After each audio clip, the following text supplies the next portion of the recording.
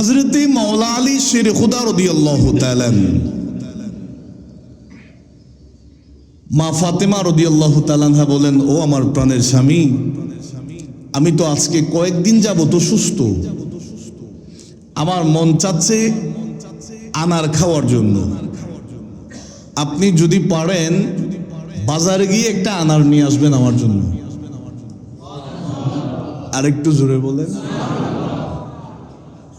হযরতে মাওলা আলী শেরে খুদা রাদিয়াল্লাহু তাআলা বাজারে গেলেন, অনেক কষ্টের বিনিময়ে একটা আনারের দেড়হাম জোগাড় করলেন, আনারও কিনলেন।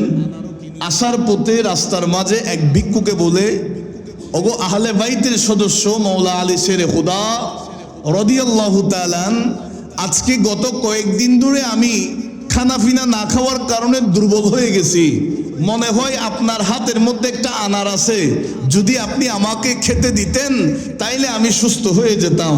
জোরে বলি না সুবহানাল্লাহ। হযরতে সাইয়্যিদুনা মাওলা আলী শেরে খুদা রাদিয়াল্লাহু তাআলা চিন্তায় পড়ে গেলেন। নবীজির মেয়ে ইমাম হাসান হুসাইনের আম্মা জান সাইয়্যিদাতু নিসাই আহলিল জান্নাহ, জান্নাতের রমণীদের সরদারিনী হযরতে মা ফাতেমা রাদিয়াল্লাহু তাআলা আনহা আমাকে বলেছেন, অসুস্থ অবস্থায় একটা আনার খাওয়ার জন্য আশা করেছিলেন। আমি আমার বিবির জন্য একটা আনার নিয়ে যাচ্ছি। এইখানে একজন ভিক্ষুক বলে, আনার যদি দেন তাইলে আমি সুস্থ হয়ে যেতাম খাওয়ার পরে। মাওলা আলী শেরে খুদা রাদিয়াল্লাহু তাআলা বলেন, কেউ যদি হাত পাতে তাকে না করা যাবে না। তিনি ওই আনারকে দুই ভাগ করলেন, এক ভাগ ওই ভিক্ষুককে দিয়ে দিলেন, আরেক ভাগ মা ফাতেমা রাদিয়াল্লাহু তাআলা আনহার জন্য রেখে দিলেন। আমার বাবারা ভাইয়ারা, কিতাবের মধ্যে পেয়েছি ওই ভিক্ষুক অর্ধেক আনারটা খাওয়ার পর বলে, ও মাওলা আলী শেরে খুদা রাদিয়াল্লাহু তাআলা, আমার মনে হচ্ছে আমি অর্ধেক সুস্থ হয়ে গেছি, বাকি অর্ধেক আনার যেটা আছে ওইটাও যদি আমারে দিতেন তাইলে আমি পরিপূর্ণ সুস্থ হয়ে যাইতাম। আরেকটু জোরে বলে। আহলে বাইত রাসূলের সদস্যের কাছে চাইলেন, না বলার কোনো সুযোগ আছে?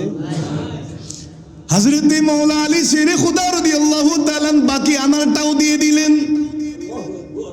তিনি আর চিন্তা করেন নাই, বিবি যে বলেছেন আনার খাওয়ার আশা করেছিলেন, মনে চাচ্ছে একটু আনার খাওয়ার জন্য। হযরতে মাওলা আলী শেরে খুদা রাদিয়াল্লাহু তাআলা ওই ভিক্ষুককে আল্লাহর ওয়াস্তে দিয়ে দিলেন। আমার বাবারা ভাইয়ারা, ভিক্ষুক পরিপূর্ণ আনারটা খেয়ে ফেলেছে। হযরতে মাওলা আলী শেরে খুদা রাদিয়াল্লাহু তাআলা খালি হাতে ঘুরে ফিরেছেন।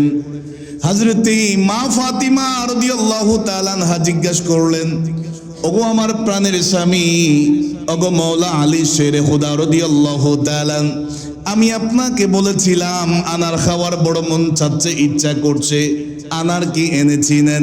মাওলা আলী শেরে খুদা রাদিয়াল্লাহু তাআলা বলেন, আমি তোমার জন্য আনার কিনেছিলাম, আনার সময় আল্লাহর কাছে কর্জ দিয়ে দিয়েছি। বলেন আল্লাহু আকবার। হযরতে মাওলা আলী শেরে খুদা রাদিয়াল্লাহু তাআলা বলেন, আমি আল্লাহকে কর্জ দিয়ে দিয়েছি। আমার বাবারা ভাইয়ারা, এই বিষয়টা নিয়ে আর কোনো কথাবার্তা হয় নাই। মা ফাতিমা রাদিয়াল্লাহু তাআলা আনহার জিজ্ঞাসা করেন নাই। হযরতে মাওলা আলী শেরে খুদা রাদিয়াল্লাহু তাআলা ঘরের মধ্যে অবস্থান করছেন। কিছুক্ষণ সময় অতিবাহিত হওয়ার পরে হঠাৎ করে তিনার ঘরের দরজার মধ্যে কে যেন নক করছে, করাঘাত করছে। মাওলা আলী শেরে খুদা রাদিয়াল্লাহু তাআলা দরজাটা করলেন, দেখা গেল হযরতে আলী রাদিয়াল্লাহু তাআলা আনহুর ঘরের দরজার সামনে মাথার উপরে একটা লাই নিয়ে হযরতে সালমান ফারসি রাদিয়াল্লাহু তাআলা দাঁড়িয়ে আছে। আরো জোরে বলেন। মাওলা আলী শেরে খুদা রাদিয়াল্লাহু তাআলা আনহুর সাথে সালাম বিনিময় হলো। ওগো সালমান ফারসি রাদিয়াল্লাহু তাআলা কেন আসলেন? হযরতে সালমান ফারসি রাদিয়াল্লাহু তাআলা বলেন, আমাকে রাসূলুল্লাহ পাঠিয়েছেন। এই আনারগুলা নিয়ে আপনি আলীর জন্য নবীজি আমাকে আপনার কাছে পাঠিয়েছে। মাওলা আলী শেরে হুদা বলেন দেখি, একটা দুইটা তিনটা এভাবে গুনতে গুনতে 9টা পর্যন্ত গুনছেন। কয়টা? 9টা গোনার পরে বলে যে ও সালমান, মনে হয় এটা আমার নয়, এটা অন্য কারো। বলেন আল্লাহু আকবার। হযরতে সালমান ফারসি রাদিয়াল্লাহু তাআলা আশ্চর্য হয়ে গেলেন। ওগো আলী, এই আনারগুলা তো আপনার জন্য রাসূলুল্লাহ পাঠিয়েছেন, আপনি কেন বলছেন এগুলা আপনার নাম? হযরতে মাওলা আলী শেরে খুদা রাদিয়াল্লাহু তাআলা বলেন, ও সালমান, আমি আল্লাহর রাস্তায় কর্জ দিয়েছি একটা, আল্লাহ তো আমাকে ফেরত দিবে 10টা, এখানে গনে দেখলাম 9টা, সুতরাং এগুলা আমার নয়, এগুলা অন্য কারো হতে পারে। হযরতে সালমান ফারসি রাদিয়াল্লাহু তাআলা নিজের পকেট থেকে আরেকটা আনার দিয়ে দিলেন। ও মাওলা আলী শেরে খুদা রাদিয়াল্লাহু তাআলা, আমি বড় আশ্চর্য হয়ে গেলাম, হঠাৎ করে রাসূলুল্লাহ কেন আপনার জন্য 10টা আনার পাঠাইলেন? এই রহস্যটা জানার জন্য আমি একটা আনার আলাদা করে রেখে দিয়েছি। ও মাওলা আলী শেরে খুদা রাদিয়াল্লাহু তাআলা, রহস্যটা আমি একেবারে স্পষ্ট হয়ে গেলাম, পরিষ্কারভাবে জানলাম।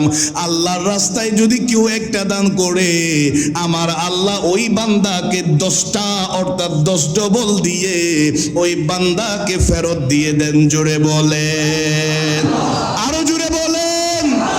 হযরতে আলী রাদিয়াল্লাহু তাআলা বলেন, ওই ভিক্ষুক আমার কাছে চেয়েছে, আমি তখন ফাতেমার চিন্তা করি নাই। ফাতেমা যে আনার খাওয়ার ইচ্ছা করেছে সেই চিন্তা বাদ দিয়ে দিয়েছি, আমি আল্লাহর রাস্তায় দিয়ে দিয়েছি। কারণ আমার ইয়াকিন ছিল, আমার বিশ্বাস ছিল, আল্লাহর রাস্তায় একটা দিয়েছি, বিনিময়ে 10টা ফেরত পাবো। জুড়ে বলেন। এখান থেকে আমাদের শিক্ষণীয় বিষয়, আল্লাহর রাস্তায় দান করার ক্ষেত্রে কার্পণ্যতা করা যাবে। আল্লাহ আমাদেরকে সকলকে বুঝার তৌফিক দান করুন। আর একটু জোরে বলেন। দান সদকার মধ্যে কিতাবের মধ্যে পেলাম খুবই গুরুত্বপূর্ণ বিষয়। দানের মধ্যে 5টা ফায়দা আছে। কয়টা? প্রথম নাম্বার, যেই মানুষ দান করে আল্লাহ তার হায়াত বাড়িয়ে দেন। তাহলে দানের মাধ্যমে হায়াতের বৃদ্ধি হয়। দ্বিতীয় নাম্বার, যে মানুষ দান করে আল্লাহ তার রিজিক বৃদ্ধি করে দেন। 3 নাম্বার, যেই মানুষ দানশীল দান করে আল্লাহ তাআলা যত বিপদ মুসিবত আসুক না কেন আল্লাহ তাকে হেফাজত করেন। বলেন না আল্লাহু আকবার। 4 নাম্বার হচ্ছে, যেই মানুষ দান করে তার পূর্বপুরুষ যারা কবরস্থ হয়েছে, কবরবাসী যারা আছে, ওই দানকারীর ব্যক্তির মাধ্যমে কবরবাসীদের কবরের আযাব বন্ধ হয়ে যায়।